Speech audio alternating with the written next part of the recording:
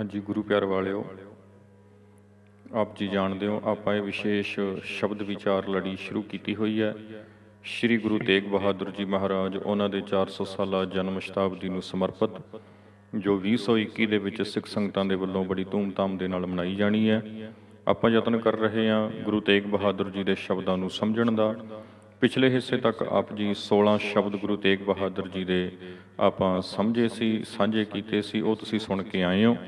ਤੇ ਇਸ ਹਿੱਸੇ ਵਿੱਚ ਆਪਾਂ 17 ਨੰਬਰ ਸ਼ਬਦ ਦੀ ਵਿਚਾਰ ਕਰਾਂਗੇ। ਤੁਸੀਂ ਵੇਖ ਰਹੇ ਹੋ YouTube ਚੈਨਲ ਜਸਵਿੰਦਰ ਸਿੰਘ ਬਟਰੁੱਖਾਂ ਤੇ ਮੈਂ ਜਸਵਿੰਦਰ ਸਿੰਘ। ਆਓ ਫਤਿਹ ਦੀ ਸਾਂਝ ਆਪਾਂ ਆਪਸ ਵਿੱਚ ਪਾਈਏ ਜੀ। ਵਾਹਿਗੁਰੂ ਜੀ ਕਾ ਖਾਲਸਾ, ਵਾਹਿਗੁਰੂ ਜੀ ਕੀ ਫਤਿਹ।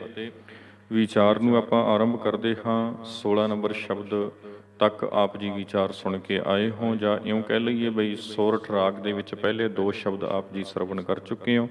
ਸੋਰਠ ਰਾਗ ਦੇ ਵਿੱਚ ਜੋ ਤੀਜਾ ਸ਼ਬਦ ਹੈ ਗੁਰੂ ਤੇਗ ਬਹਾਦਰ ਜੀ ਦਾ, ਤੇ ਸ਼ਬਦ ਲੜੀ ਦੇ ਵਿੱਚ ਜੋ 17ਵਾਂ ਸ਼ਬਦ ਹੈ ਗੁਰੂ ਤੇਗ ਬਹਾਦਰ ਜੀ ਦਾ, ਆਪਾਂ ਉਸ ਨੂੰ ਸਰਵਣ ਕਰਦੇ ਹਾਂ।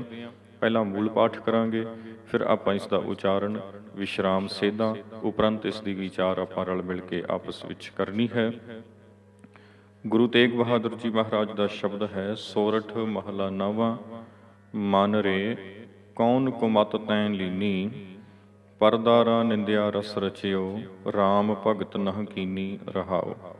ਮੁਕਤ ਪੰਥ ਜਾਣਿਓ ਤੈਂ ਨਾਹਨ, ਧਨ ਜੋਰਨ ਕਉ ਧਾਇਆ, ਅੰਤ ਸੰਗ ਕਾਹੂ ਨਹੀਂ ਦੀਨਾ, ਬਿਰਥਾ ਆਪ ਬੰਧਾਇਆ। ਨਾ ਹਰ ਭਜਿਓ ਨਾ ਗੁਰਜਨ ਸੇਵਿਓ, ਨਹ ਉਪਜਿਓ ਕਛ ਗਿਆਨਾ, ਘਟ ਹੀ ਮਾਹਿ ਨਿਰੰਜਨ ਤੇਰਾ, ਤੈਂ ਖੋਜਤ ਉਦਿਆਨਾ। ਬਹੁਤ ਜਨਮ ਭਰਮਤ ਤੈਂ ਹਾਰਿਓ, ਅਸਥਿਰ ਮਤ ਨਹੀਂ ਪਾਈ, ਮਾਨਸ ਦੇਹ ਪਾਏ ਪਦ ਹਰ ਭਜ, ਨਾਨਕ ਬਾਤ ਬਤਾਈ। ਇਹ 17 ਨੰਬਰ ਸ਼ਬਦ ਹੈ। ਸੋਰਠ ਰਾਗ ਦਾ ਤੀਜਾ ਸ਼ਬਦ ਹੈ ਗੁਰੂ ਤੇਗ ਬਹਾਦਰ ਜੀ ਦਾ। ਮੂਲ ਪਾਠ ਆਪ ਜੀ ਨੇ ਸਰਵਣ ਕੀਤਾ। ਵਿਸ਼ਰਾਮ ਤੇ ਉਚਾਰਨ ਦੀ ਗੱਲ ਆਪਾਂ ਕਰੀਏ। ਮਨ ਰੇ, ਇੱਥੇ ਵਿਸ਼ਰਾਮ ਲੱਗੇਗਾ ਪਹਿਲੀ ਤੁਕ ਦੇ ਅੰਦਰ, ਕਿਉਂਕਿ ਇਹ ਸੰਬੋਧਨੀ ਸ਼ਬਦ ਹੈ। ਕੌਣ ਕੁਮਤ ਤੈਂ ਲੀਨੀ, ਇਹਨੂੰ ਕੁਮਤ ਨਹੀਂ ਪੜ੍ਹਨਾ, ਕੱਕੇ ਨੂੰ ਔਂਕੜ ਮਮਾ ਤੱਤੇ ਨੂੰ ਸਿਹਾਰੀ। ਕੁਮਤ ਜਾਂ ਕੁਮਤੇ ਇੱਦਾਂ ਨਹੀਂ ਪੜ੍ਹਨਾ। ਸ਼ਬਦ ਹੈ ਕੁਮਤ। ਕੁਮਤ ਦਾ ਅਰਥ ਹੁੰਦਾ ਭੈੜੀ ਮੱਤ, ਬੁਰੀ ਮੱਤ। ਸੋ ਉਚਾਰਨ ਆਪ ਜੀ ਨੇ ਕਰਨਾ ਹੈ ਕੁਮਤ। ਤੈਂ ਲੀਨੀ, ਤੱਤੇ ਨੂੰ ਦੁਲਾਵਾਂ ਤੈ। ਇਹਦਾ ਪਾਠ ਆਪ ਜੀ ਨੇ ਤੈ ਨਹੀਂ ਕਰਨਾ, ਇਹ ਪੜਨਾਵੀ ਰੂਪ ਹੈ। ਇਸ ਦਾ ਪਾਠ ਆਪਾਂ ਕਰਾਂਗੇ ਤੈਂ, ਤੱਤੇ ਨੂੰ ਦੁਲਾਵਾਂ ਬਿੰਦੀ ਲਾ ਕੇ। ਨਾਸਕੀ ਪਾਠ ਆਪਾਂ ਕਰਾਂਗੇ ਤੈਂ। ਪਰਦਾਰਾ ਨਿੰਦਿਆ ਰਸ ਰਚਿਓ, ਪਰਦਾਰਾ ਅਰਧ ਵਿਸ਼ਰਾਮ ਦੇਵਾਂਗੇ ਇੱਥੇ। ਨਿੰਦਿਆ ਰਸ ਰਚਿਓ ਪੂਰਨ ਵਿਸ਼ਰਾਮ ਦੇਵਾਂਗੇ ਇੱਥੇ। ਰਾਮ ਭਗਤ ਨਹ ਕੀਨੀ, ਅੱਗੇ ਹੈ ਜੀ ਮੁਕਤ ਪੰਥ ਜਾਣਿਓ ਤੈਂ ਨਾਹਨ, ਮੁਕਤ ਪੰਥ ਜਾਣਿਓ ਤੈਂ ਨਾਹਨ। ਨਾਹਨ ਤੇ ਵਿਸ਼ਰਾਮ ਦੇਵਾਂਗੇ, ਉਚਾਰਨ ਤੈਂ ਕਰਾਂਗੇ।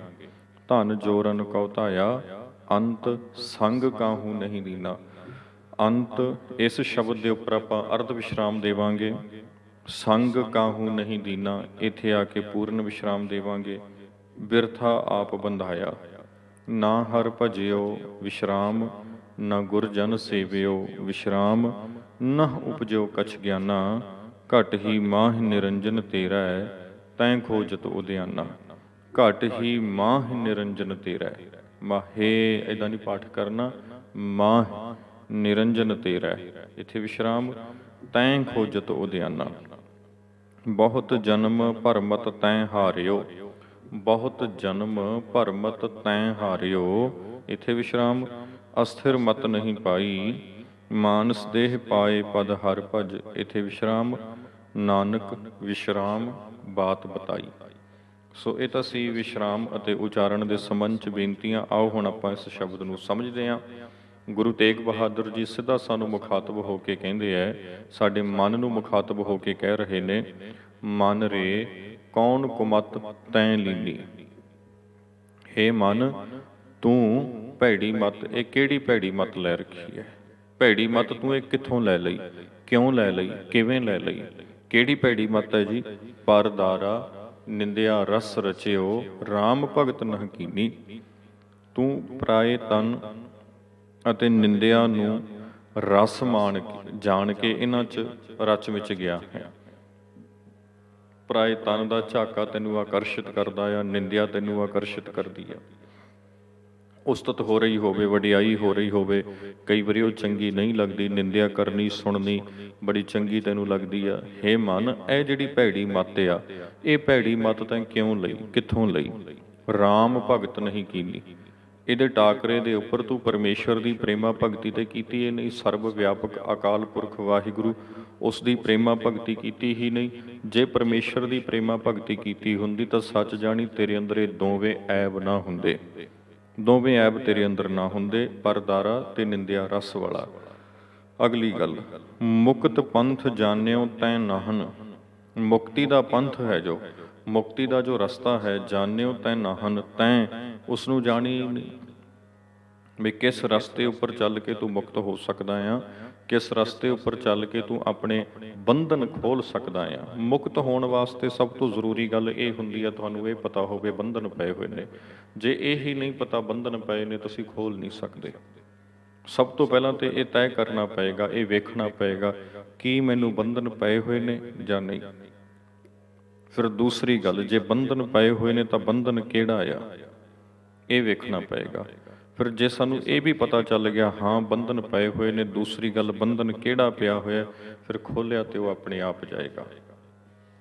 ਜਦ ਤੱਕ ਤੁਹਾਨੂੰ ਇਹ ਹੀ ਨਹੀਂ ਪਤਾ ਲੌਕ ਕਿਹੜਾ ਲੱਗਿਆ ਹੋਇਆ, ਤੁਸੀਂ ਚਾਬੀ ਕਿਹੜੀ ਢੂੰਡ ਕੇ ਲੈ ਕੇ ਜਾਓਗੇ? ਚਾਬੀ ਕਿਹੜੀ ਲੈ ਕੇ ਜਾਓਗੇ? ਹੁਣ ਇੱਕ ਇੱਦਾਂ ਦੇਖੋ ਨਾ, ਘਰ ਦੇ ਵਿੱਚ ਹੈ ਨਾ, ਇੱਕ ਕਾਰ ਹੈ, ਇੱਕ ਬਾਈਕ ਆ, ਇੱਕ ਸਾਈਕਲ ਆ, ਇੱਕ ਦਰਵਾਜ਼ਾ ਆ, ਲੌਕ ਲੱਗਿਆ ਹੋਇਆ ਚਾਰੇ ਚੀਜ਼ਾਂ ਨੂੰ, ਕਾਰ ਨੂੰ ਵੀ, ਬਾਈਕ ਨੂੰ ਵੀ, ਸਾਈਕਲ ਨੂੰ ਵੀ, ਦਰਵਾਜ਼ੇ ਨੂੰ ਵੀ। ਇਹ ਚਾਰੇ ਚੀਜ਼ਾਂ ਆ, ਚੌਹਾਂ ਨੂੰ ਲੌਕ ਲੱਗਿਆ ਹੋਇਆ ਵਾ ਤੇ ਚੌਹਾਂ ਦੀ ਚਾਬੀ ਅੰਦਰ ਪਈ ਹੋਈ ਆ। ਤੇ ਬਾਹਰੋਂ ਪੁੱਛਦਾ ਆ ਕੋਈ ਭਰਾ, ਬਈ ਕੋਈ ਕਿਸੇ ਨੇ ਵੀ ਪੁੱਛਿਆ ਪਰਿਵਾਰ ਵਿੱਚੋਂ ਬਾਹਰ, ਬਈ ਆਹ ਲੌਕ ਦੀ ਚਾਬੀ ਦਿਓ। ਹੁਣ ਤੁਸੀਂ ਇੱਦਾਂ ਥੋੜ੍ਹੀ ਵੀ ਜਿਹੜੀ ਵੀ ਚਾਬੀ ਹੱਥ ਚਾਈ ਚੱਕ ਕੇ ਫੜਾ ਦਿੰਦੇ ਹੋ।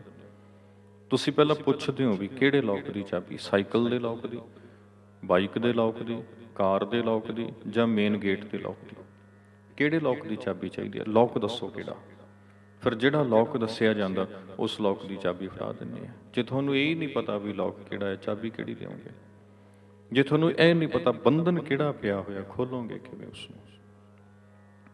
ਬੰਧਨ ਖੋਲਿਆ ਉਸ ਵੇਲੇ ਜਾਂਦਾ ਜਿਸ ਵੇਲੇ ਬੰਧਨ ਦਾ ਪਤਾ ਚੱਲੇ। ਅਸਲੋਂ ਬੰਧਨ ਦਾ ਗਿਆਨ ਹੀ ਬੰਧਨ ਖੋਲਣ ਵਿੱਚ ਸਹਾਈ ਹੁੰਦਾ ਹੈ। ਇਸੇ ਲਈ ਗੁਰੂ ਤੇਗ ਬਹਾਦਰ ਜੀ ਨੇ ਪਹਿਲੇ ਪਦੇ ਵਿੱਚ, ਰਹਾਉ ਦੇ ਪਦੇ ਵਿੱਚ, ਦੋ ਉਦਾਹਰਨਾਂ ਦੇ ਕੇ, ਦੋ ਇਸ਼ਾਰੇ ਕਰਕੇ, ਇੱਕ ਪਰਦਾਰਾ, ਇੱਕ ਨਿੰਦਿਆ ਰਸ, ਇਹ ਇਸ਼ਾਰਾ ਦੇ ਕੇ ਸਾਨੂੰ ਸਮਝਾਇਆ ਆ ਬਈ ਤੂੰ ਵੇਖ ਤੈਨੂੰ ਬੰਧਨ ਕਿਹੜਾ ਪਿਆ ਹੋਇਆ। ਤੈਨੂੰ ਕਾਮ ਦਾ ਬੰਧਨ ਆ, ਕ੍ਰੋਧ ਦਾ ਆ, ਲੋਭ ਦਾ ਹੈ, ਮੋਹ ਦਾ ਹੈ, ਅਹੰਕਾਰ ਦਾ ਹੈ, ਅਗਿਆਨਤਾ ਦਾ ਹੈ, ਨਸ਼ਿਆਂ ਦਾ ਹੈ, ਕਿਹੜਾ ਬੰਧਨ ਆ? ਸੈਲਫ ਐਨਾਲਿਸਿਸ ਕਰ, ਆਪਣੇ ਆਪੇ ਉੱਪਰ ਝਾਤੀ ਮਾਰ, ਝਾਤੀ ਮਾਰ ਕੇ ਵੇਖ ਤੈਨੂੰ ਬੰਧਨ, ਤੇਰੀ ਸੁਰਤ ਨੂੰ ਜੰਦਰਾ ਕਿਹੜਾ ਵੱਜਿਆ ਹੋਇਆ।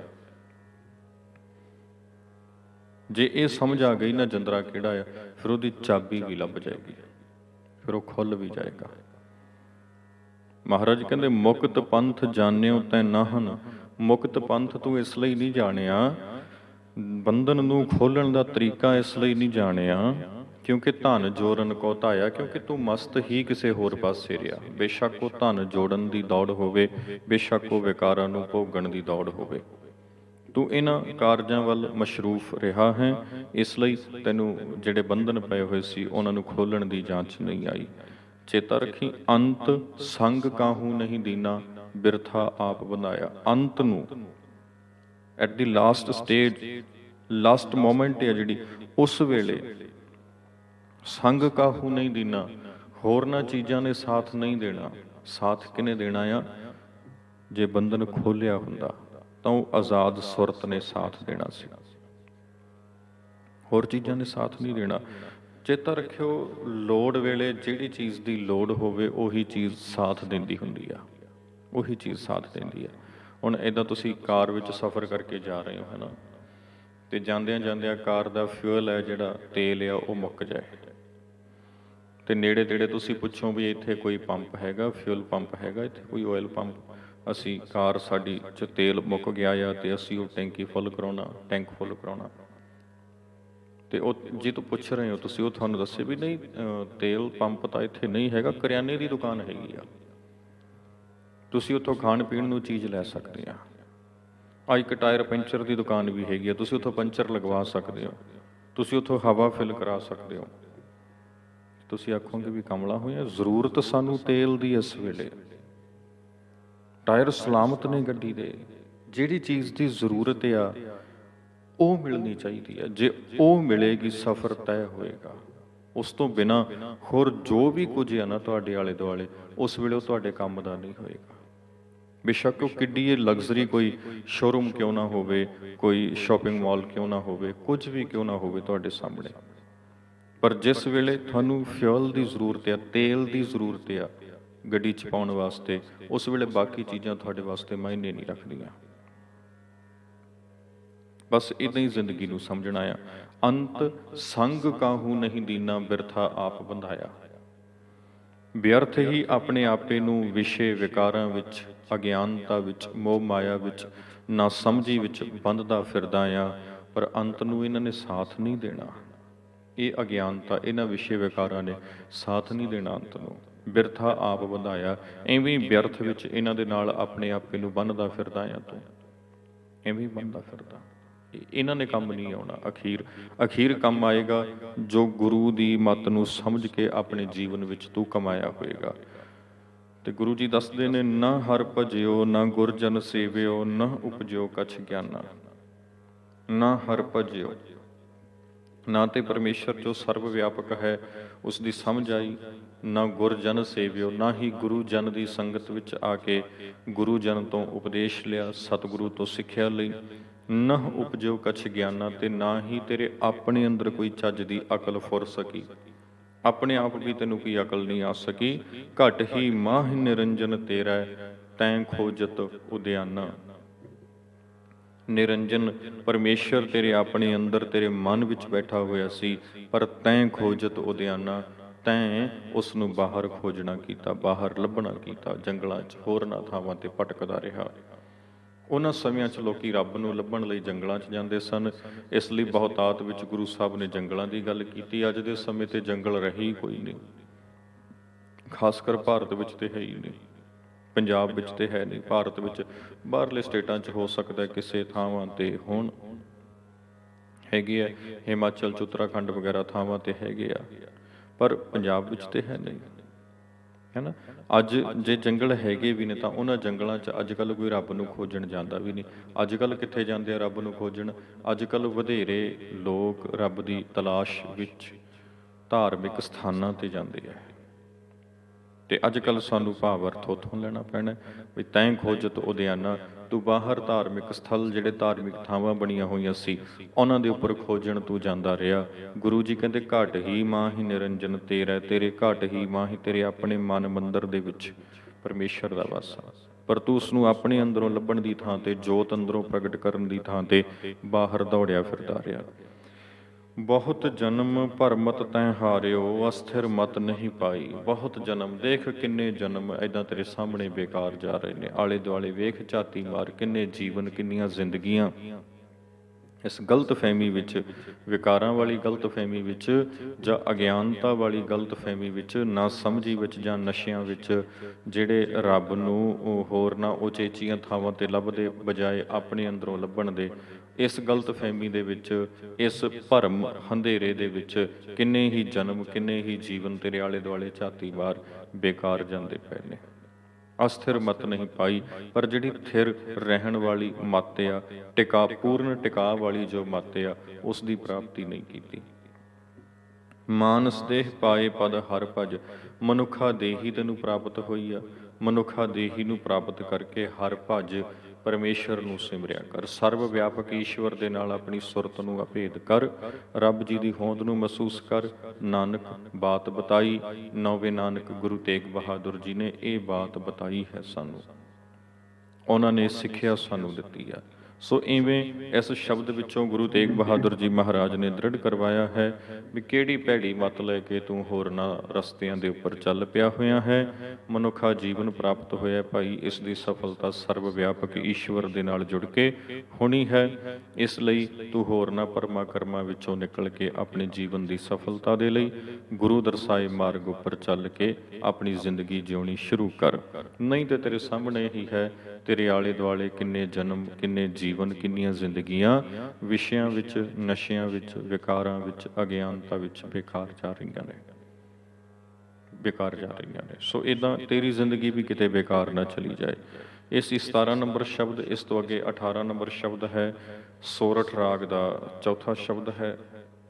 ਆਪਾਂ ਇਸ ਦੀ ਵਿਚਾਰ ਵੀ ਕਰਦੇ ਹਾਂ। ਪਹਿਲੇ ਪਾਠ ਆਪ ਜੀ ਸਰਵਣ ਕਰੋ। ਸੋਰਠ ਮਹਲਾ ਨੌਵਾਂ। ਮਨ ਰੇ ਪ੍ਰਭ ਕੀ ਸ਼ਰਨ ਵਿਚਾਰੋ, ਜਿਹ ਸਿਮਰਤ ਗਨ ਕਾਸੀ ਉਦਰੀ, ਤਾਕੋ ਜਸ ਉਰ ਧਾਰੋ ਰਹਾਓ। ਅਟਲ ਭਇਓ ਧਰੂ ਜਾ ਕੈ ਸਿਮਰਨ, ਅਰ ਨਿਰਭੈ ਪਦ ਪਾਇਆ। ਦੁਖ ਹਰਤਾ ਇਹ ਬਿਦ ਕੋ ਸੁਆਮੀ, ਤੈਂ ਕਾਹੇ ਬਿਸਰਾਇਆ। ਜਬ ਹੀ ਸ਼ਰਨ ਗਹੀ ਕਿਰਪਾ ਨਿਧ, ਗਜ ਗ੍ਰਾਹ ਤੇ ਛੂਟਾ। ਮਹਿਮਾ ਨਾਮ ਕਹਾਂ ਲਾਓ ਬਰਨਾਓ, ਰਾਮ ਕਹਿਤ ਬੰਧਨ ਤਿਹ ਟੂਟਾ। ਅਜਾਮਲ ਪਾਪੀ ਜਗ ਜਾਣੇ, ਨਿਮਖ ਮਾਹਿ ਨਿਸਤਾਰਾ। ਨਾਨਕ ਕਹਿਤ ਚੇਤ ਚਿੰਤਾ ਮਨ, ਤੈਂ ਭੀ ਉਤਰੈ ਪਾਰਾ। ਇਸ ਸ਼ਬਦ ਦਾ ਮੂਲ ਪਾਠ ਆ। ਇਸ ਵਿੱਚ ਵਿਸ਼ਰਾਮ ਅਤੇ ਉਚਾਰਨ ਦੀ ਗੱਲ ਆਪਾਂ ਕਰੀਏ। ਮਨ ਰੇ ਸੰਬੋਧਨੀ ਸ਼ਬਦ ਹੈ, ਵਿਸ਼ਰਾਮ ਆਏਗਾ। ਪ੍ਰਭ ਕੀ ਸ਼ਰਨ ਵਿਚਾਰੋ, ਸਰਨ ਪਾਠ ਨਹੀਂ ਕਰਨਾ, ਸੱਸੇ ਪੈਰ ਬਿੰਦੀ ਲਾ ਕੇ ਸ਼ਰਨ ਪਾਠ ਕਰਨਾ ਹੈ। ਸ਼ਰਨ ਨਾ। ਜਿਹ ਸਿਮਰਤ ਗਨ ਕਾਸੀ ਉਦਰੀ, ਜਿਹ ਸਿਮਰਤ ਗਨ ਕਾਸੀ ਉਦਰੀ, ਉਦਰੀ ਤੇ ਵਿਸ਼ਰਾਮ ਦੇਣਾ। ਤਾਕੋ ਜਸ ਉਰ ਧਾਰੋ, ਤਾਂ ਕੋ ਨਹੀਂ ਕਹਿਣਾ, ਤਾਕੋ ਤਾ ਪੜਨਾਮ। ਤਾਕੋ ਜਸ ਉਰ ਧਾਰੋ, ਅਟਲ ਭਇਓ ਧਰੂ ਜਾ ਕੈ ਸਿਮਰਨ। ਅਟਲ ਭਇਓ ਧਰੂ ਜਾ ਕੈ ਸਿਮਰਨ, ਸਿਮਰਨ ਤੇ ਵਿਸ਼ਰਾਮ ਦੇਣਾ ਆ। ਅਰ ਨਿਰਭੈ ਪਦ ਪਾਇਆ, ਦੁਖ ਹਰਤਾ ਇਹ ਬਿਦ ਕੋ ਸੁਆਮੀ, ਸੁਆਮੀ ਤੇ ਵਿਸ਼ਰਾਮ ਦੇਣਾ। ਤੈਂ ਕਾਹੇ ਬਿਸਰਾਇਆ, ਤੈਂ ਕਾਹੇ ਉਚਾਰਨ ਇੱਥੇ ਵੀ ਤੈਂ ਹੀ ਕਰਨਾ ਹੈ। ਜਬ ਹੀ ਸ਼ਰਨ ਗਹੀ ਕਿਰਪਾ ਨਿਧ, ਇੱਥੇ ਵਿਸ਼ਰਾਮ। ਗਜ ਗ੍ਰਾਹ ਤੇ ਛੂਟਾ, ਮਹਿਮਾ ਨਾਮ ਕਹਾਂ ਲਾਓ ਬਰਨੋ। ਮਹਿਮਾ ਨਾਮ ਕਹਾਂ, ਕਹਾਂ ਕਕਾ ਹਾਹੇ ਕੰਨਾ ਉੱਤੇ ਬਿੰਦੀ। ਇੱਦਾਂ ਪਾਠ ਕਰਨਾ ਆ। ਕਹਾ ਪਾਠ ਨਹੀਂ ਕਰਨਾ, ਕਹਾਂ ਕਿੱਥੇ ਤੱਕ। ਬਰਨਾਓ, ਬਰਨਾਓ ਊੜੇ ਔਂਕੜ ਉੱਤੇ ਬਿੰਦਾ, ਨਾਸਕੀ ਉਚਾਰਨ ਕਰਨਾ ਹੈ, ਕਿਉਂਕਿ ਇਹ ਉੱਤਮ ਪੁਰਖ ਦੀ ਕਿਰਿਆ ਹੈ। ਬੇਨਤੀ ਮੈਂ ਪਹਿਲਾਂ ਵੀ ਕੀਤੀ ਸੀ, ਗੁਰੂ ਤੇਗ ਬਹਾਦਰ ਜੀ ਦੀ ਬਾਣੀ ਅੰਦਰ ਕਿਰਿਆ ਦਾ ਅੰਤ ਜਦੋਂ ਊੜੇ ਔਂਕੜ ਨਾਲ ਹੁੰਦਾ ਤਾਂ ਸਾਰੀਆਂ ਥਾਵਾਂ ਤੇ ਉੱਤਮ ਪੁਰਖ ਦੀ ਕਿਰਿਆ ਨੌਵੇਂ ਪਾਤਸ਼ਾਹ ਦੀ ਬਾਣੀ ਅੰਦਰ ਨਹੀਂ ਹੁੰਦੀ, ਬਹੁਤ ਉਚੇਚੀਆਂ ਥਾਵਾਂ ਤੇ ਹੁੰਦੀ ਹੈ। ਜਿੱਥੇ ਜਿੱਥੇ ਹੁੰਦੀ ਹੈ ਉੱਥੇ ਉੱਥੇ ਆਪਾਂ ਟੂਕ ਲੈ ਰਹੇ ਹਾਂ। ਇੱਥੇ ਉੱਤਮ ਪੁਰਖ ਦੀ ਕਿਰਿਆ ਹੈ, ਇਸ ਲਈ ਉਚਾਰਨ ਹੋਏਗਾ ਮਹਿਮਾ ਨਾਮ ਕਹਾਂ ਲਾਓ ਬਰਨਾਓ, ਨਾਸਕੀ ਉਚਾਰਨ। ਰਾਮ ਕਹਿਤ ਬੰਧਨ ਤਿਹ ਟੂਟਾ, ਅਜਾਮਲ ਪਾਪੀ ਜਗ ਜਾਣੇ। ਵਿਸ਼ਰਾਮ। ਨਿਮਖ ਮਾਹਿ ਨਿਸਤਾਰਾ, ਨਾਨਕ ਕਹਿਤ ਚੇਤ ਚਿੰਤਾ ਮਨ। ਕਹਿਤ ਵਿਸ਼ਰਾਮ, ਚੇਤ ਚਿੰਤਾ ਮਨ, ਇੱਥੇ ਵਿਸ਼ਰਾਮ। ਤੈਂ ਭੀ ਉਤਰੈ ਪਾਰਾ, ਤੈਂ ਭੀ, ਤੈਂ ਇੱਦਾਂ ਆਪ ਜੀ ਨੇ ਪਾਠ ਕਰਨਾ ਹੈ। ਸੋ ਇਹ ਸੀ ਉਚਾਰਨ ਦੇ ਸੰਬੰਧ ਵਿੱਚ ਬੇਨਤੀਆਂ। ਹੁਣ ਆਪਾਂ ਸ਼ਬਦ ਦੀ ਵਿਚਾਰ ਵੱਲ ਆਈਏ। ਮਨ ਰੇ ਪ੍ਰਭ ਕੀ ਸ਼ਰਨ ਵਿਚਾਰੋ। ਮਨ ਨੂੰ ਸੰਬੋਧਨ ਹੋ ਕੇ ਆਖਿਆ ਗਿਆ, ਹੇ ਮਨ ਪ੍ਰਭੂ ਦੀ ਸ਼ਰਨ ਦੀ ਵਿਚਾਰ ਕਰ ਤੂੰ। ਭਵ ਤੂੰ ਹਰ ਵੇਲੇ ਪ੍ਰਭੂ ਦੀ ਸ਼ਰਨ ਵਿੱਚ ਰਿਹਾ ਕਰ। ਅਕਾਲ ਪੁਰਖ ਦੀ ਸ਼ਰਨ ਵਿੱਚ ਆਪਣੇ ਆਪ ਨੂੰ ਰੱਖਿਆ ਕਰ।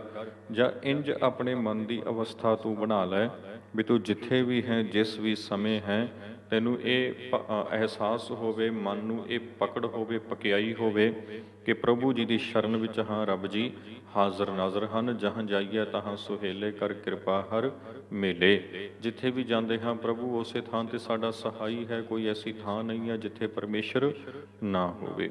ਇਸ ਲਈ ਪ੍ਰਭ ਕੀ ਸ਼ਰਨ ਵਿਚਾਰੋ, ਹਰ ਥਾਂ ਤੇ ਪਰਮੇਸ਼ਰ ਜੀ ਨੂੰ ਹਾਜ਼ਰ ਨਾਜ਼ਰ ਜਾਣੋ। ਤੇ ਪੌਰਾਣਿਕ ਉਦਾਹਰਨਾਂ ਦੇ ਕੇ ਗੁਰੂ ਸਾਹਿਬ ਜੀ ਨੇ ਸਮਝਾਇਆ ਹੈ, ਜਿਹ ਸਿਮਰਤ ਗਨ ਕਾਸੀ ਉਦਰੀ, ਤਾਕੋ ਜਸ ਉਰ ਧਾਰੋ।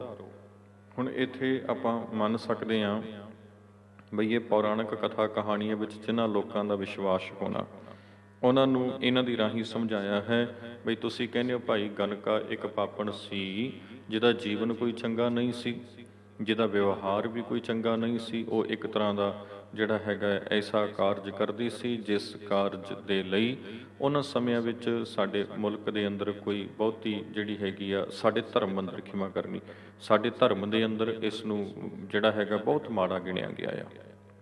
ਗਨਕਾ ਬੇਸਵਾ ਸੀ, ਇੱਕ ਤੇ ਉਹ ਧੰਦਾ ਉਹ ਕਰਦੀ ਪਈ ਸੀ। ਸਿੱਖ ਧਰਮ ਦੇ ਅੰਦਰ ਐਸੇ ਕਾਰਜਾਂ ਨੂੰ ਤੇ ਬਿਲਕੁਲ ਹੀ ਮਨਾਹੀ ਕੀਤੀ ਗਈ ਹੋਈ ਆ। ਬਾਕੀ ਮੇਰਾ ਖਿਆਲ ਹੈ ਵੀ ਹਰ ਇੱਕ ਧਰਮ ਦੇ ਵਿੱਚ ਘੱਟੋ ਘੱਟ ਇਸ ਕਾਰਜ ਨੂੰ ਤਾਂ ਪ੍ਰਵਾਨਗੀ ਨਹੀਂ ਹੋਣੀ, ਭਾਵੇਂ ਕਿ ਕਈ ਮੁਲਕਾਂ ਨੇ ਜਿਹੜਾ ਹੈਗਾ ਇੱਦਾਂ ਦੇ ਕਾਨੂੰਨ ਆਪਣੇ ਬਣਾ ਰੱਖੇ ਹੋਏ ਆ। ਪਰ ਸਿੱਖ ਕਾਨੂੰਨ ਦੇ ਵਿੱਚ, ਸਿੱਖ ਜੀਵਨ ਜਾਂਚ ਦੇ ਵਿੱਚ ਸਿੱਖ ਦੇ ਉੱਚੇ ਸੁੱਚੇ ਆਚਰਣ ਦੀ ਗੱਲ ਕੀਤੀ ਜਾਂਦੀ ਆ। ਉੱਚੇ ਸੁੱਚੇ ਆਚਰਣ ਦੀਆਂ ਸਾਨੂੰ ਮਿਸਾਲਾਂ ਸਿੱਖ ਇਤਿਹਾਸ ਵਿੱਚੋਂ ਪ੍ਰਾਪਤ ਹੋ ਜਾਂਦੀਆਂ ਨੇ। ਸੋ ਦੱਸਦੇ ਨੇ ਬਈ ਜਿਹ ਸਿਮਰਤ ਗਨਕਾਸੀ ਉਧਰੀ। ਤੁਸੀਂ ਕਹਿੰਦੇ ਹੋ ਬਈ ਗਣਕਾ ਪਾਪਣ ਸੀ, ਉਹ ਪਾਪ ਕਰਦੀ ਸੀ, ਉਹਨੇ ਆਪਣੀ ਸਾਰੀ ਜ਼ਿੰਦਗੀ 'ਚ ਚੰਗਾ ਕੋਈ ਕੰਮ ਨਹੀਂ ਕੀਤਾ, ਪਰ ਅਖੀਰ ਜਦੋਂ ਉਹਨੂੰ ਅਕਲ ਆਈ, ਸਮਝ ਆਈ, ਤਾਂ ਉਹ ਸਹੀ ਮਾਰਗ 'ਤੇ ਚੱਲੀ, ਪਰਮੇਸ਼ਰ ਦੇ ਨਾਲ ਜੁੜੀ। ਫਿਰ ਪਰਮੇਸ਼ਰ ਨਾਲ ਜੁੜਨ ਕਰਕੇ ਉਸ ਦਾ ਉਧਾਰ ਹੋਇਆ। ਹੁਣ ਗੁਰੂ ਜੀ ਕਹਿਣ ਲੱਗੇ, ਭਾਈ ਜੇ ਉਹ ਪਾਪਣ ਮੰਦ ਕਰਮੀ ਮੰਦੇ ਕਰਮ ਕਰਨ ਦੇ ਬਾਅਦ ਚੰਗੇ ਪਾਸੇ ਚੱਲੀ, ਉਹਦਾ ਉਧਾਰ ਹੋ ਗਿਆ, ਫਿਰ ਤੁਹਾਡਾ ਨਹੀਂ ਹੋ ਸਕਦਾ? ਹੋ ਸਕਦਾ ਨਾ। ਤੁਸੀਂ ਇਹ ਕਹਿੰਦੇ ਹੋ ਬਈ ਉਹ ਪਾਪਣ ਸੀ, ਉਹ ਮਾੜੇ ਰਸਤੇ 'ਤੇ ਚੱਲਦੀ ਸੀ, ਮੰਦ ਕਰਮ ਆਪਣੇ ਜੀਵਨ ਵਿੱਚ ਉਸਨੇ ਕਮਾਏ, ਉਹ ਸਭ ਕੁਝ ਕਰਨ ਤੋਂ ਬਾਅਦ ਅਖੀਰ ਸਹੀ ਰਸਤੇ 'ਤੇ ਚੱਲ ਕੇ ਜੇ ਉਹਦਾ ਉਧਾਰ ਹੋ ਗਿਆ, ਤਾਂ ਭਾਈ ਤੇਰਾ ਵੀ ਹੋ ਸਕਦਾ ਹੈ। ਔਰ ਨਿਰਭੈ ਪਦ ਪਾਇਆ, ਸਿਮਰਨ ਦੀ ਬਰਕਤ ਨਾਲ ਨਿਰਭੈ ਪਦਵੀ ਦੀ ਪ੍ਰਾਪਤੀ ਕਰ ਲਈ। ਨਿਰਭੈ ਪਦਵੀ ਤੋਂ ਭਾਵ ਵੀ ਹੁਣ ਲੋਕ ਜੋ ਮਰਜ਼ੀ ਆਖੀ ਜਾਣ, ਉਸ ਦੀ ਪਰਵਾਹ ਨਹੀਂ ਆ। ਕਈ ਲੋਕੀ ਨਾ ਮਾੜੇ ਰਾਹ ਉੱਪਰ ਚੱਲਦੇ ਹੋਏ ਆਪਣੇ ਰਸਤੇ ਨੂੰ ਇਸ ਲਈ ਛੱਡਣ ਨੂੰ ਤਿਆਰ ਨਹੀਂ ਹੁੰਦੇ, ਕਿਉਂਕਿ ਉਹ ਆਪਣੇ ਮਨ ਨੂੰ ਇੰਨਾ ਤਕੜਾ ਨਹੀਂ ਕਰ ਸਕਦੇ ਬਈ ਉਹ ਲੋਕਾਂ ਦੀਆਂ ਗੱਲਾਂ ਨੂੰ ਚੱਲ ਜਾਵਣ, ਬਰਦਾਸ਼ਤ ਕਰ ਜਾਣ। ਬਈ ਜੇ ਅਸੀਂ ਆਪਣਾ ਮਾੜਾ ਰਸਤਾ ਛੱਡ ਕੇ ਸਹੀ ਰਾਹ 'ਤੇ ਤੁਰੇ ਤੇ ਲੋਕਾਂ ਨੇ ਸਾਨੂੰ ਮਖੌਲ ਕਰਨੇ ਹੈ ਵੀ ਲੈ ਦੇਖ ਹੈ 100 ਚੂਹਾ ਖਾ ਕੇ ਹੁਣ ਬਿੱਲੀ ਹੱਜ ਚੱਲੀ, ਵੀ ਹੁਣ ਇਹ ਦੁੱਧ ਧੋਤੇ ਹੋ ਗਏ, ਪਹਿਲਾਂ ਇਹ ਇੱਦਾਂ ਕਰਦੀ ਸੀ, ਇੱਦਾਂ ਕਰਦੇ ਸੀ। ਭਾਈ ਉਹ ਪਿਛਲੇ ਕਰਮਾਂ ਦੀ ਗੱਲ ਨਹੀਂ ਹੁੰਦੀ। ਜਦੋਂ ਜੀਵਨ ਪਲਟਣ 'ਤੇ ਆਉਂਦਾ ਨਾ, ਜ਼ਿੰਦਗੀ ਜਦੋਂ ਬਦਲਣ 'ਤੇ ਆਉਂਦੀ ਹੈ, ਫਿਰ ਬਦਲ ਜਾਂਦੀ ਆ। ਅਤੇ ਜਿਨ੍ਹਾਂ ਦੇ ਅੰਦਰ ਜਜ਼ਬਾ ਹੁੰਦਾ ਕੁਝ ਕਰ ਵਿਖਾਉਣ ਦਾ, ਜਿਨ੍ਹਾਂ ਦਾ ਦਿਲ ਤਕੜਾ ਹੁੰਦਾ, ਜੋ ਲੋਕਾਂ ਦੇ ਤਾਹਨੇ ਮਿਹਣੇ ਝੱਲਣ ਲਈ, ਜਿਹੜੇ ਮਿਹਣੇ ਲੋਕਾਂ ਵੱਲੋਂ ਮਾਰੇ ਜਾਣੇ ਹੁੰਦੇ ਨੇ ਆਉਣ ਵਾਲੇ ਸਮੇਂ ਵਿੱਚ, ਉਹਨਾਂ ਨੂੰ ਝੱਲਣ ਦੇ ਲਈ ਜਿਨ੍ਹਾਂ ਦੇ ਅੰਦਰ ਜਜ਼ਬਾ ਹੁੰਦਾ, ਸ਼ਕਤੀ ਹੁੰਦੀ ਹੈ, ਤਾਕਤ ਹੁੰਦੀ ਹੈ, ਉਹ ਫਿਰ ਆਪਣੇ ਆਪ ਨੂੰ ਟੋਟਲੀ ਬਦਲ ਜਾਂਦੇ ਨੇ। ਫਿਰ ਉਹ ਨਹੀਂ ਪ੍ਰਵਾਹ ਕਰਿਆ ਕਰਦੇ। ਹੁਣ ਭਾਈ ਲਹਿਣਾ ਜੀ ਨੂੰ ਹੋ ਸਕਦਾ ਥੋੜ੍ਹੇ ਮਿਹਣੇ ਮਾਰੇ ਗਏ ਹੁਣ ਉਹਨਾਂ ਸਮਿਆਂ 'ਚ, ਜਦੋਂ ਉਹ ਗੁਰੂ ਨਾਨਕ ਜੀ ਦੇ ਸੰਗੀ ਬਣੇ ਅਤੇ ਉਹਨਾਂ ਨੇ ਪਹਿਲਾਂ ਜਿਹੜਾ ਉਹਨਾਂ ਦਾ ਸਾਰਾ ਕਰਮ ਸੀ ਉਹਨੂੰ ਸਾਰੇ ਨੂੰ ਤਿਆਗਿਆ। ਪਰ ਭਾਈ ਲਹਿਣਾ ਜੀ ਚੁੱਪ ਕਰਕੇ ਇੱਕੋ ਹੀ ਗੱਲ ਕਹਿੰਦੇ ਹੋਣੇ ਆ ਬਈ ਠੀਕ ਹੈ, ਜਦੋਂ ਤੱਕ ਨਹੀਂ ਸੀ ਪਤਾ ਉਦੋਂ ਤੱਕ ਜਾਂਦੇ ਸੀ, ਹੁਣ ਪਤਾ ਚੱਲ ਗਿਆ ਤੇ ਹਟ ਗਏ ਆ। ਬਾਬਾ ਅਮਰਦਾਸ ਜੀ ਉਹ ਵੀ ਜਾਂਦੇ ਸਨ, ਹਰ ਸਾਲ ਜਾਂਦੇ ਸਨ, ਸਾਲ 'ਚ 2-2 ਵਾਰ ਨਹਾਉਣ ਜਾਂਦੇ ਸਨ ਤੀਰਥਾਂ 'ਤੇ। ਪਰ ਜਦੋਂ ਗੁਰੂ ਕੋਲ ਬੈਠ ਕੇ ਸਮਝ ਆਈ, ਕਹਿੰਦੇ ਠੀਕ ਹੈ ਮੈਂ ਚੇਂਜ ਹੋ ਗਿਆ, ਬਦਲ ਗਿਆ। ਹੁਣ ਉਹ ਪੁਰਾਣੇ ਸੰਗੀਆਂ ਸਾਥੀਆਂ ਵਿੱਚੋਂ 2-4 ਜਿਹੜੇ ਨਹੀਂ ਬਦਲੇ ਹੋਣੇ, ਜੇ ਉਹ ਕਹਿੰਦੇ ਵੀ ਹੋਣਗੇ ਤਾਂ ਉਸ ਦੀ ਕੋਈ ਪਰਵਾਹ ਨਹੀਂ। ਇਹ ਹੈ ਨਿਰਭੈ ਪਦ ਪਾਇਆ, ਵੀ ਉੱਥੇ ਡਰ ਨਹੀਂ ਹੁੰਦਾ ਲੋਕਾਂ ਨੇ ਕੀ ਆਖਣਾ, ਲੋਕਾਂ ਦਾ ਕਿਹਾ ਜਾਏ ਜਾ ਤੁਧ ਭਾਣਿਆ, ਜੇ ਤੈਨੂੰ ਭਾ ਗਏ ਫਿਰ ਅਸੀਂ ਲੋਕਾਂ ਤੋਂ ਕੀ ਲੈਣਾ। ਲੋਗਨ ਕੀ ਚਤੁਰਾਈ ਉਪਮਾ ਤੇ ਬੈਸੰਤਰ ਜ਼ਾਰ, ਲੋਕਾਂ ਵਾਲੀ ਚਤੁਰਾਈ ਉਪਮਾ ਨੂੰ ਤੇ ਸਾੜ ਦਿੱਤਾ ਹੋਇਆ। ਹੁਣ ਉਸ ਦੀ ਪਰਵਾਹ ਨਹੀਂ ਹੈ ਵੀ ਦੁਨੀਆ ਕੀ ਆਖੇਗੀ, ਵੀ ਕੱਲ੍ਹ ਤੱਕ ਇਹ ਇੱਦਾਂ ਦਾ ਸੀ ਤੇ ਅੱਜ ਧਰਮੀ ਬਣ ਗਿਆ, ਉਹਨਾਂ ਚੀਜ਼ਾਂ ਦੀ ਪਰਵਾਹ ਨਹੀਂ ਆ। ਨਿਰਭੈ ਪਦ ਪਾਇਆ, ਦੁੱਖ ਹਰਤਾ ਇਹ ਬਿਦ ਕੋ ਸੁਆਮੀ, ਤੈਂ ਕਾਹੇ ਵਿਸਰਾਇਆ। ਦੁੱਖਾਂ ਨੂੰ ਹਰਨ ਵਾਲਾ ਪਰਮੇਸ਼ਰ ਜੋ ਏਡਾ ਮਹਾਨ ਹੈ, ਤੈਂ ਕਾਹੇ ਵਿਸਰਾਇਆ, ਤੂੰ ਕਿਉਂ ਉਸ ਨੂੰ ਭੁਲਾ ਰੱਖਿਆ ਹੈ। ਅਗਲੇ ਪਦੇ ਵਿੱਚੋਂ ਉਦਾਹਰਣ ਹੈ ਅਗਲੀ, ਜਬ ਹੀ ਸ਼ਰਨ ਗਹੀ ਕਿਰਪਾ ਨਿਧ, ਗੱਜ ਗ੍ਰਾਹ ਤੇ ਛੂਟਾ। ਹੁਣ ਇਹ ਗੱਜ ਹਾਥੀ ਦੀ ਗੱਲ ਆਪਾਂ ਪਹਿਲਾਂ ਵੀ ਇੱਕ ਸ਼ਬਦ ਵਿੱਚ ਕਰਕੇ ਆਏ ਹੋਏ ਹਾਂ ਵੀ ਇੱਕ ਗੰਧਰਵ ਸੀ, ਇਹ ਗਵਈਆ ਸੀ ਦੇਵਤਿਆਂ ਦਾ, ਤੇ ਕਿਸੇ ਕਾਰਨ ਇਹਨੂੰ ਸ਼ਰਾਪ ਮਿਲ ਗਿਆ ਤੇ ਸ਼ਰਾਪ ਦੇ ਬਾਅਦ ਇਹ ਹਾਥੀ ਬਣ ਗਿਆ ਤੇ ਵਰਣ ਦੇ ਤਲਾਬ ਦੇ ਵਿੱਚ ਇਹ ਨਹਾਉਣ ਗਿਆ ਤੇ ਉੱਥੇ ਇੱਕ ਤੰਦੂਏ ਨੇ ਇਸ ਨੂੰ ਫੜ ਲਿਆ ਤੇ ਉੱਥੇ ਫਿਰ ਦੱਸਦੇ ਆ ਵੀ ਇਹਨੇ ਪਰਮੇਸ਼ਰ ਦਾ ਨਾਮ ਲਿਆ। ਇੱਦਾਂ ਪੌਰਾਣਿਕ ਕਥਾ ਕਹਾਣੀਆਂ ਮੰਨਦੀਆਂ, ਸਿੱਖ ਵਿਸ਼ਵਾਸ ਨਹੀਂ ਇਹ ਮੰਨਦਾ ਵੀ ਫਿਰ ਉਹਨੇ ਨਾਮ ਲਿਆ ਤੇ ਫਿਰ ਉਹਦਾ ਛੁਟਕਾਰਾ ਹੋ ਗਿਆ। ਹੁਣ ਗੁਰੂ ਜੀ ਕਹਿੰਦੇ ਜੇ ਤੁਸੀਂ ਇਹ ਮੰਨਦੇ ਹੋ, ਗੁਰੂ ਸਾਹਿਬ ਨੇ ਉਹਨਾਂ ਦੀ ਉਦਾਹਰਨ ਉਹਨਾਂ ਲੋਕਾਂ ਨੂੰ ਸਮਝਾਉਣ ਲਈ ਲਈ ਵੀ ਤੁਸੀਂ ਮੰਨ ਕੇ ਚੱਲਦੇ ਹੋ ਇੱਦਾਂ, ਹਾਂਜੀ ਕਹਿੰਦੇ ਵੀ ਸਾਡੇ ਵਿਸ਼ਵਾਸ ਨੇ ਵੀ ਇਹਦਾ ਛੁੱਟ ਗਿਆ ਸੀ। ਸਤਿਗੁਰੂ ਕਹਿੰਦੇ ਫਿਰ ਜੇ ਉਹਦਾ ਛੁਟਕਾਰਾ ਹੋ ਗਿਆ ਸੀ, ਤੁਹਾਡਾ ਨਹੀਂ ਹੋ ਸਕਦਾ, ਤੁਹਾਡਾ ਨਹੀਂ ਬਚਾਅ ਹੋ ਸਕਦਾ। ਹਾਥੀ ਦੀ ਕਿਹੜੀ ਜ਼ਾਤ ਸੀ ਦੱਸੋ, ਤੁਸੀਂ ਕਹਿ ਦਿੰਦੇ ਹੋ ਸਾਡੀ ਫਲਾਣੀ ਜ਼ਾਤ ਆ। ਉਹ ਗਨਕਾ ਦੀ ਕਿਹੜੀ ਜ਼ਾਤ ਸੀ, ਤੁਸੀਂ ਕਹਿ ਦਿੰਦੇ ਹੋ ਸਾਡੀ ਤੇ ਫਲਾਣੀ ਜ਼ਾਤ ਹੈ ਜੀ, ਸਾਨੂੰ ਤੇ ਫਿਰ ਇੱਦਾਂ ਧਰਮ ਸਥਾਨਾਂ 'ਤੇ ਨਹੀਂ ਜਾਣ ਦਿੱਤਾ ਜਾਂਦਾ। ਕਿਹੜੇ ਧਰਮ ਸਥਾਨ 'ਤੇ ਗਈ ਸੀ ਗਨਕਾ ਜਿੱਥੇ ਜਾ ਕੇ ਉਹਦਾ ਜੀਵਨ ਬਦਲ ਗਿਆ, ਘਰੇ ਬੈਠ ਕੇ ਉਹ ਪਰਮੇਸ਼ਰ ਨਾਲ ਜੁੜੀ। ਕਿਹੜੇ ਧਰਮ ਸਥਾਨ 'ਤੇ ਗਿਆ ਸੀ ਹਾਥੀ ਜਿਹਦੇ ਕਰਕੇ ਉਹਦਾ ਜੀਵਨ ਬਦਲ ਗਿਆ। ਇੱਕ ਪਾਸੇ ਤੁਸੀਂ ਕਥਾ ਕਹਾਣੀਆਂ ਉਹ ਸੁਣਾਉਂਦੇ ਹੋ ਜਿਹੜੀਆਂ ਕਥਾ ਕਹਾਣੀਆਂ ਤੁਹਾਡੇ ਜੀਵਨ ਨੂੰ ਬਦਲਣ ਦੀ ਸਮਰੱਥਾ ਰੱਖਦੀਆਂ ਨੇ। ਦੂਜੇ ਪਾਸੇ ਆਪਣੇ ਵਿਸ਼ਵਾਸ ਤੁਸੀਂ ਬਿਲਕੁਲ ਹੀ ਹੋਰ ਬਣਾਏ ਹੋਏ ਨੇ। ਸੋ ਗੁਰੂ ਸਾਹਿਬ ਜੀ ਨੇ ਇਹਨਾਂ ਕਥਾ ਕਹਾਣੀਆਂ ਨੂੰ ਸਾਖੀ ਰੂਪ ਦੇ ਵਿੱਚ ਵਰਤ ਕੇ ਪ੍ਰਤੀਕਾਤਮਕ ਭਾਵ ਅਰਥ ਇਹਨਾਂ ਦੇ ਲੈ ਕੇ ਲੋਕਾਂ ਨੂੰ ਸਮਝਾਇਆ। ਗੁਰੂ ਸਾਹਿਬ ਵੱਲੋਂ ਇਹ ਉਦਾਹਰਨਾਂ ਵਰਤੀਆਂ ਜਾਣ ਤੋਂ ਭਾਵ ਇਹ ਨਹੀਂ ਹੈ ਵੀ ਗੁਰੂ ਸਾਹਿਬ ਇਹਨਾਂ ਉਦਾਹਰਨਾਂ ਨੂੰ ਪ੍ਰਵਾਨਗੀ ਦਿੰਦੇ ਹੈ, ਕੇਵਲ ਮਾਤਰ ਭਾਵ ਇਹ ਨਹੀਂ ਹੈ ਵੀ ਗੁਰੂ ਸਾਹਿਬ ਸੱਚੇ ਪਾਤਸ਼ਾਹ ਇਹਨਾਂ ਦੀ ਰਾਹੀਂ ਲੋਕਾਂ ਨੂੰ ਸਮਝਾ ਰਹੇ ਨੇ। ਇਹ ਗੱਲਾਂ ਹੋਈਆਂ ਨਾ ਹੋਈਆਂ ਇਹ ਵਿਸ਼ਾ ਨਹੀਂ ਆ। ਗੁਰੂ ਸਾਹਿਬ ਕਹਿੰਦੇ ਜੇ ਤੁਸੀਂ ਮੰਨਦੇ ਹੋ, ਜੇ ਉਹ ਉਧਰ ਸਕਦੇ ਆ, ਉਹਨਾਂ ਦਾ ਉਧਾਰ ਹੋ ਸਕਦਾ, ਤੁਹਾਡਾ ਕਿਉਂ ਨਹੀਂ ਹੋ ਸਕਦਾ? ਤੁਸੀਂ ਤੇ ਇਨਸਾਨ ਹੋ, ਤੁਸੀਂ ਤੇ ਮਾੜਾ ਕੁਛ ਕੀਤਾ ਨਹੀਂ ਕਿਸੇ ਦਾ। ਜਬ ਹੀ ਸ਼ਰਨ ਗਹੀ ਕਿਰਪਾਨਿਧ ਗਜ ਗ੍ਰਾਹ ਤੇ ਛੂਟਾ, ਜਦੋਂ ਕਿਰਪਾਨਿਧ ਕਿਰਪਾ ਦੇ ਖਜ਼ਾਨੇ ਪਰਮਾਤਮਾ ਦੀ ਸ਼ਰਨ ਤੱਕੀ ਤਾਂ ਫਿਰ ਗਜ, ਗਜ ਦਾ ਅਰਥ ਹੁੰਦਾ ਹਾਥੀ, ਹਾਥੀ ਦਾ ਛੁਟਕਾਰਾ ਹੋ ਗਿਆ। ਮਹਿਮਾ ਨਾਮ ਕਹਾਂ ਲਓ ਵਰਨੋ ਰਾਮ, ਕਹਿਤ ਬੰਧਨ ਤਿਹ ਟੂਟਾ। ਨਾਮ ਦੀ ਮਹਿਮਾ ਕਿੱਥੋਂ ਤੱਕ ਬਿਆਨ ਕਰੀਏ? ਕਹਿੰਦੇ ਨਾਮ ਜਪਦਿਆਂ ਉਹਦੇ ਬੰਧਨ ਟੁੱਟ ਗਏ ਸਨ। ਸੋ ਭਾਈ, ਜੇ ਤੁਸੀਂ ਸਰਵ ਵਿਆਪਕ ਈਸ਼ਵਰ ਨਾਲ ਜੁੜੋਗੇ, ਜਿਹੜੇ ਬੰਧਨ ਤੁਹਾਡੀਆਂ ਸੁਰਤਾਂ ਨੂੰ ਪਏ ਹੋਏ ਨੇ ਉਹ ਬੰਧਨ ਵੀ ਟੁੱਟ ਸਕਦੇ ਨੇ। ਅਗਲਾ ਪਦਾ ਹੈ ਜੀ ਅੰਤਲਾ, ਅਜਾਮਲ ਪਾਪੀ ਜਗ ਜਾਣੇ, ਨਿਮਖ ਮਾਹਿ ਉਸ ਨਿਸਤਾਰਾ। ਨਾਨਕ ਕਹਿਤ ਚੇਤ ਚਿੰਤਾ ਮਨ, ਤੈਂ ਪੀ ਉਤਰੈ ਪਾਰਾ। ਇੱਥੇ ਫਿਰ ਇੱਕ ਉਦਾਹਰਣ ਲਈ ਹੈ। ਅਜਾਮਲ ਨਾਂ ਦਾ ਇੱਕ ਬ੍ਰਾਹਮਣ ਸੀ ਜੋ ਕਿਸੇ ਕਾਰਨ ਕਰਕੇ ਆਪਣੇ ਜੀਵਨ ਆਚਰਣ ਤੋਂ ਡਿੱਗ ਗਿਆ ਸੀ, ਵੇਸਵਾਗਾਮੀ ਹੋ ਗਿਆ ਸੀ। ਮੁੜ ਕੇ ਫਿਰ ਉਹਨਾਂ ਹੀ ਰਸਤਿਆਂ ਦੇ ਉੱਪਰ ਚੱਲਦਾ ਰਿਹਾ ਤੇ ਇੱਕ ਨਾਲ ਇਸ ਨੇ ਵਿਆਹ ਵੀ ਕਰਵਾ ਲਿਆ ਸੀ।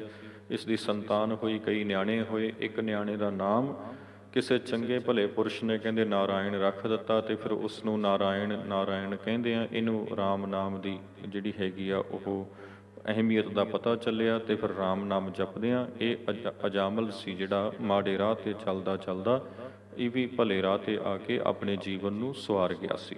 ਹੁਣ ਦੱਸਦੇ ਨੇ ਅਜਾਮਲ ਪਾਪੀ ਜਗ ਜਾਣੇ, ਨਿਮਖ ਮਾਹੇ ਨਿਸਤਾਰਾ।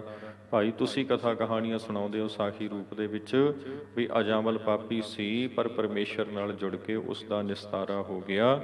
ਨਾਨਕ ਕਹਿਤ ਚੇਤ ਚਿੰਤਾ ਮਨ। ਗੁਰੂ ਜੀ ਕਹਿੰਦੇ ਭਾਈ ਤੁਸੀਂ ਵੀ ਪਰਮੇਸ਼ਰ ਵਾਹਿਗੁਰੂ ਨੂੰ ਸਿਮਰੋ, ਚੇਤੇ ਕਰੋ ਅਕਾਲ ਪੁਰਖ ਵਾਹਿਗੁਰੂ ਨੂੰ, ਤੈਂ ਵੀ ਉਤਰੈ ਪਾਰਾ, ਤੇ ਤੁਸੀਂ ਵੀ ਪਾਰ ਉਤਰ ਸਕਦੇ ਹੋ। ਹੁਣ ਇੱਥੇ ਗੁਰੂ ਸਾਹਿਬ ਜੀ ਦਾ ਇਹ ਸ਼ਬਦ ਉਚਾਰਨ ਦਾ ਭਾਵ ਕੇਵਲ ਪੌਰਾਣਿਕ ਕਥਾ ਕਹਾਣੀਆਂ ਸੁਣਾਉਣਾ ਨਹੀਂ ਹੈ। ਗੁਰੂ ਜੀ ਦਾ ਭਾਵ ਪਹਿਲੇ ਪਦੇ ਤੇ ਲਾਸਟ ਤੁਕ ਤੋਂ ਸਪਸ਼ਟ ਹੋ ਜਾਂਦਾ ਹੈ। ਮਨ ਰੇ ਪ੍ਰਭ ਕੀ ਸ਼ਰਨ ਵਿਚਾਰੋ, ਅਤੇ ਲਾਸਟ ਵਾਲੀ ਤੁਕ ਹੈ ਨਾਨਕ ਕਹਿਤ ਚੇਤ ਚਿੰਤਾ ਮਨ, ਤੈਂ ਵੀ ਉਤਰੈ ਪਾਰਾ। ਉਹ ਕਥਾ ਕਹਾਣੀਆਂ ਸੁਣਾਉਣ ਦਾ ਭਾਵ ਇਹੀ ਹੈ ਬਈ ਤੁਸੀਂ ਪ੍ਰਭੂ ਦੀ ਸ਼ਰਨ ਲਹੋ ਤੇ ਤੁਹਾਡਾ ਵੀ ਪਾਰ ਉਤਾਰਾ ਹੋ ਜਾਵੇਗਾ। ਸਾਨੂੰ ਗੁਰੂ ਸਾਹਿਬ ਸਾਡਾ ਜੀਵਨ ਸਵਾਰਨ ਵਾਸਤੇ ਉਪਦੇਸ਼ ਦੇ ਰਹੇ ਨੇ, ਨਾ ਕਿ ਕੇਵਲ ਸਾਨੂੰ ਇਹਨਾਂ ਕਥਾ ਕਹਾਣੀਆਂ ਨਾਲ ਜੋੜ ਰਹੇ ਨੇ। ਕਿਉਂਕਿ ਕਈ ਪ੍ਰਚਾਰਕ ਕਈ ਵਾਰੀ ਇਹਨਾਂ ਹੀ ਕਥਾ ਕਹਾਣੀਆਂ ਨੂੰ ਬੜੇ ਸਵਾਦ ਨਾਲ ਸੁਣਾ ਕੇ ਮਸਾਲੇ ਲਾ ਲਾ ਕੇ ਟਾਈਮ ਟਪਾ ਜਾਂਦੇ ਆ। ਗੱਲ ਭਾਈ ਇਹ ਨਹੀਂ ਹੁੰਦੀ, ਗੱਲ ਹੁੰਦੀ ਹੈ ਗੁਰੂ ਸਾਹਿਬ ਨੇ ਤੇ ਬਸ ਪ੍ਰਤੀਕਾਤਮਕ ਰੂਪ ਦੇ ਵਿੱਚ ਵਰਤ ਕੇ ਇੱਕ ਚੜ੍ਹਦੀ ਕਲਾ ਵਾਲਾ ਉਪਦੇਸ਼ ਦਿੱਤਾ ਵੀ ਜੇ ਉਹਨਾਂ ਦਾ ਉਧਾਰ ਹੋ ਸਕਦਾ, ਉਹ ਮਾੜੇ ਰਸਤੇ ਨੂੰ ਛੱਡ ਕੇ ਚੰਗੇ ਤੇ ਆ ਸਕਦੇ, ਤੁਸੀਂ ਕਿਉਂ ਨਹੀਂ ਆ ਸਕਦੇ? ਤੁਸੀਂ ਵੀ ਆ ਸਕਦੇ ਹੋ, ਆਓ ਯਤਨ ਕਰੋ। ਸੋ ਸਾਨੂੰ ਸਹੀ ਰਸਤੇ ਉੱਪਰ ਤੁਰਨ ਦੀ ਪ੍ਰੇਰਨਾ ਇਹਨਾਂ ਸ਼ਬਦਾਂ ਵਿੱਚੋਂ ਦਿੱਤੀ ਗਈ ਹੈ। 2 ਸ਼ਬਦਾਂ ਦੀ ਵਿਚਾਰ ਆਪਾਂ ਇਸ ਹਿੱਸੇ ਵਿੱਚ ਕਰ ਸਕੇ ਹਾਂ, 17 ਤੇ 18। ਅਗਲਾ ਸ਼ਬਦ ਆਪਾਂ ਅਗਲੇ ਹਿੱਸੇ ਵਿੱਚ ਵਿਚਾਰਾਂਗੇ। ਜੁੜੇ ਰਹੋ ਤੁਸੀਂ ਸਾਡੇ ਨਾਲ YouTube ਚੈਨਲ ਜਸਵਿੰਦਰ ਸਿੰਘ ਬਡਰੁੱਖਾਂ ਦੇ ਉੱਪਰ। ਬਹੁਤ ਬਹੁਤ ਧੰਨਵਾਦ ਆਪ ਸਮੂਹ ਸੰਗਤ ਦਾ। ਵਾਹਿਗੁਰੂ ਜੀ ਕਾ ਖਾਲਸਾ, ਵਾਹਿਗੁਰੂ ਜੀ ਕੀ